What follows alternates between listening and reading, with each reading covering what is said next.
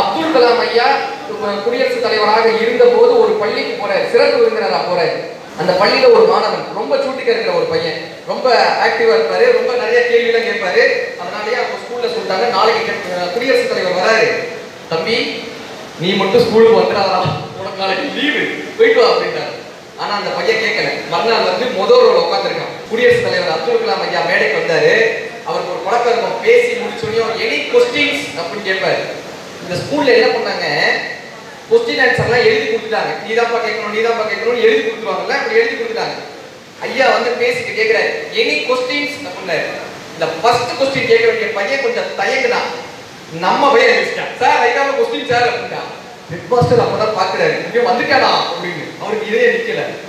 அப்துல் கலாம் ஐயா கூப்பிட்டாரு, என்னப்பா உன்னுடைய கொஸ்டின் கேட்டாரு. அந்த பையன் கேட்டான், என்ன தெரியுமா கேள்வி கேட்டான், இவ்வளவு பெரிய முடி வச்சிருக்கீங்க, சலூன்களை போய் முடி வெட்ட மாட்டீங்களான்னா. நடந்த சம்பவம் சார், எக்ஸாக்ரேட்டா சொல்லுங்க, நடந்த சம்பவம். இவ்வளவு முடி வச்சிருக்கீங்க, சலூன்களை போய் முடி வெட்ட மாட்டீங்களான்னு. ஐயா சிரிச்சுக்கிட்டே சொன்னாரா, தம்பி நான் உன்னுடைய முடியை பார்க்கிறேன், நெற்பயிர்கள் போல் நிமிர்ந்து இருக்கு. என்னுடைய முடியை பார்க்கிறேன், பணிஞ்சு இருக்கு. வளரும் போது நிமிர்ந்து வளர வேண்டும் என்பதை உன்னுடைய முடியும், வளர்ந்த பின்பு பணிவு வேண்டும் என்பதை என்னுடைய முடியும் இந்த உலகத்திற்கு காட்டுகிறார்.